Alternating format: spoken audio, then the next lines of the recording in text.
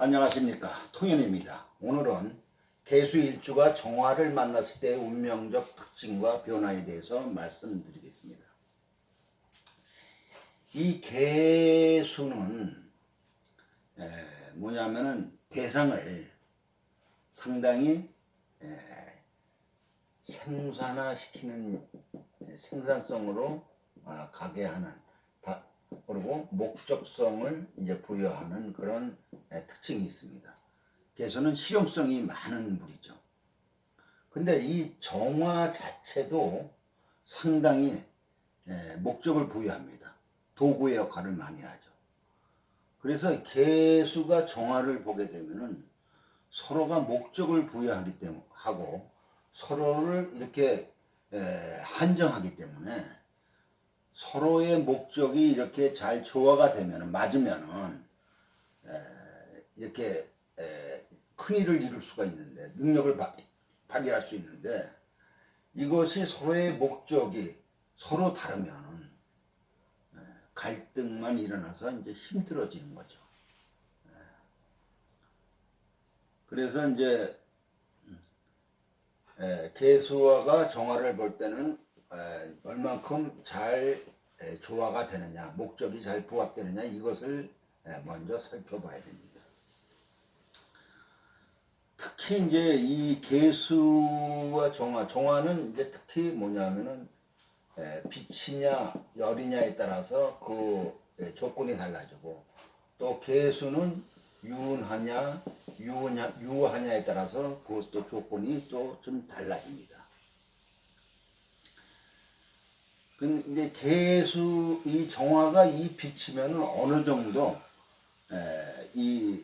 맞게 되지만, 맞아도 이제 한정되어 쓰게 되는 경우가 많죠.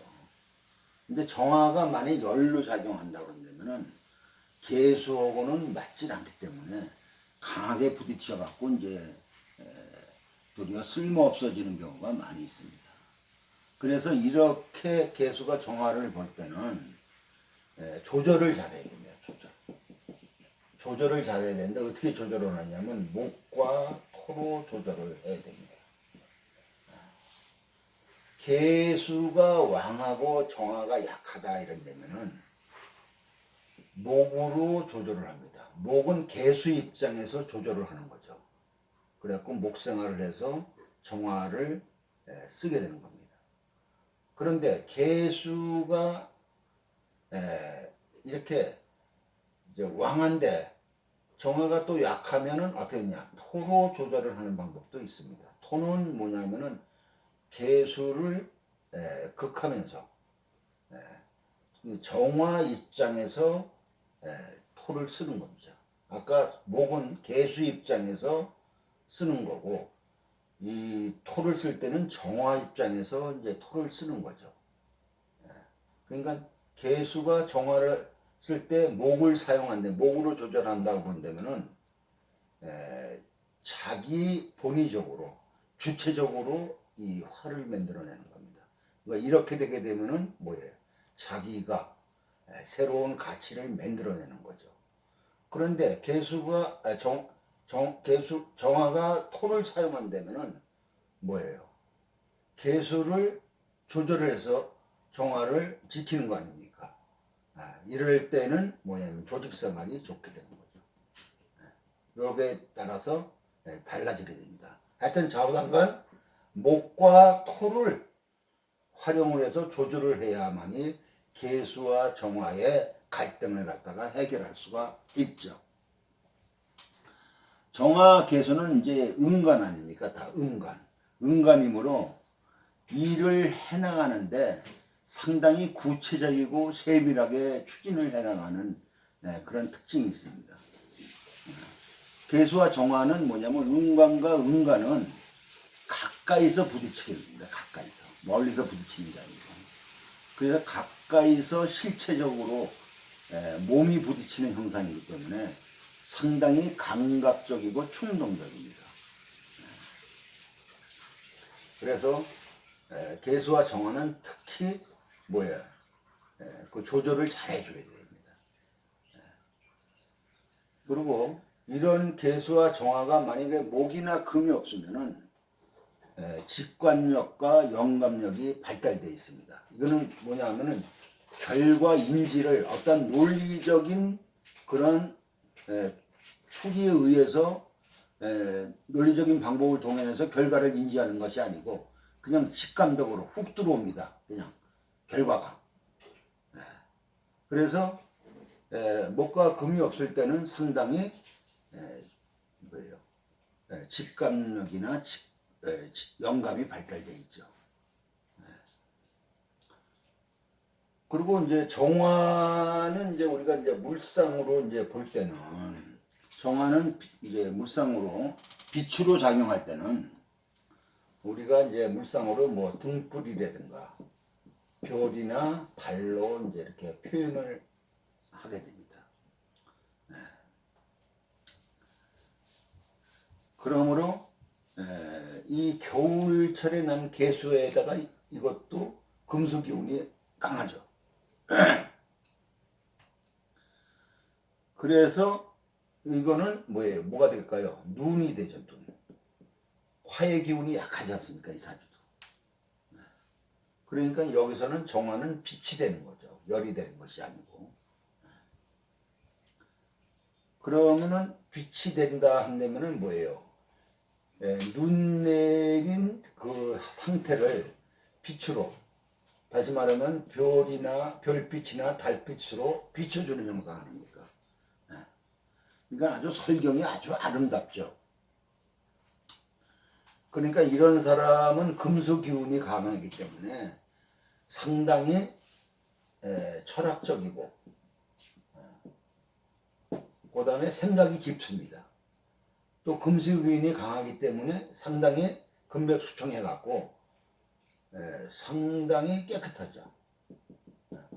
그래서 금백수청하다 그래서 이런 사주들은 뭐냐면 맑고 깨끗하다.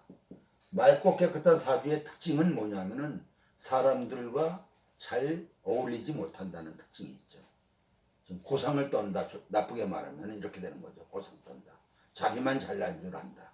그래서 사람과의 관계가 좀 거리가 있습니다. 이런 사람들이.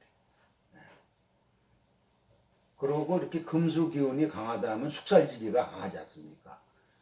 그렇게 되게 되면은 뭐예요? 옳고 그름을 너무 판단하기 때문에 사람과 관계도 잘 안 좋죠. 그래서 이런 사람은 원래 품성은 선비와 같이 맑고 깨끗하고 이렇게 돼 있지만서도 또 단점은 그런 것이 있죠. 그래서 이런 사람은 한 번 수틀리면 끝납니다. 한 번 수틀리면. 그런 이제 특징이 있죠.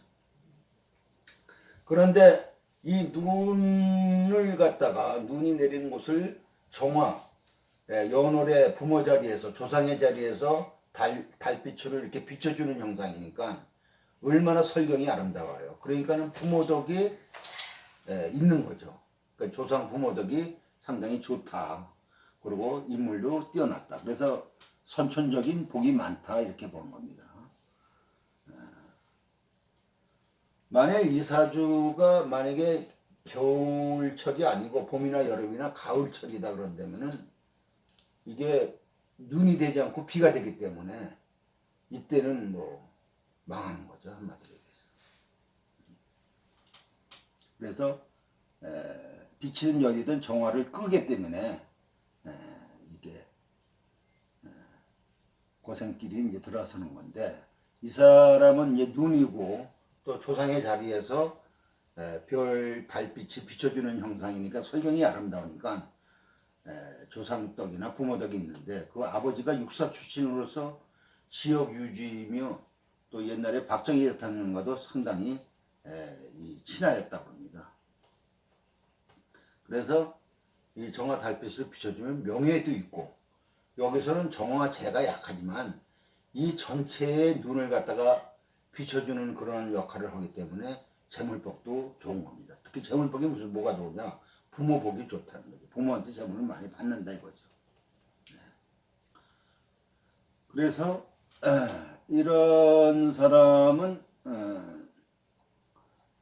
이제 이렇게 금수 기운이 강하고 숙살 기운이 강하기 때문에 이제 금융 계통으로 진출을 했습니다. 금융 계통이라는 게 뭐 어리버리하게 인정을 베푸는 데가 아니지 않습니까? 수치로서 모든 것을 결정하는 그런 거기 때문에 상당히 냉정하지 않으면 금융사고가 일어날 수 있죠. 그래서 금수 기운이 강한 사람은 금융 계통이 이제 상당히 맞죠. 그래 갖고서 이렇게 뭐예요? 금수운으로 이렇게 흘러가지 않습니까? 그러니까 뭐 흐트러짐이 없죠. 눈이 밝게 빛나니까. 그래서 주위의 도움도 많았고, 그 다음에 금융회사에서 아주 승승장구로 잘 풀려나갔습니다. 이럴 때의 개수는 비견, 원래 비견이 있으면 군비쟁자다에서 쟁의 역할을 하셔서 이게 뭐 거지 사주다, 돈 없는 사주다 이렇게 볼 수도 있잖아요. 여기서의 개수는 뭐예요? 눈이기 때문에 잘 뭉쳐져 있어서 군비쟁자가 안 됩니다. 그 점을 알아두셔야 됩니다. 그래서 개수가 이때는 두 개가 아니라 하나다 이렇게 보시면 됩니다. 도리어 합력해서 뭐예요? 인덕이 좋다. 이렇게 이제 우리가 반대로 보는 겁니다. 그래서 이 사람의 성장 과정도 머리도 좋고 공부도 잘하고 부모도 좋고 그래 갖고서 은행에 진출해 갖고 부은행장까지 하고 나중에 이제 저축은행장을 끝으로 이제 퇴임을 했습니다. 그럼 이 사람은 언제 안 좋으냐? 정리운부터 이제 안 좋죠. 왜냐하면 정리운이 되면은 뭐예요? 화운이 오지 않습니까? 화운이 오게 되면 눈이 녹죠. 눈이 녹으면 어떻게 해요? 눈이 볼품이 없어지지 않습니까? 뭐 이럴 때는 이제 모든 것이 명예도 떨어지게 되고 재물도 약해지니까 이럴 때 본인이 뭔가 일을 하려고 그러면 이제 힘들어지는 거죠. 이럴 때는 차라리 집에서 유유자적하게 쉬는 것이 좋겠죠. 이게 운 따라서 자기의 행동 거지를 맞춰서 가게 되면은 큰 어려움 없이 아주 행복하게 살 수가 있는 겁니다. 요 사주의 정체를 잘 분석을 해야지 그 사주를 갖다가 잘 볼 수가 있는 겁니다. 구독과 좋아요를 눌러주시면 감사하겠습니다.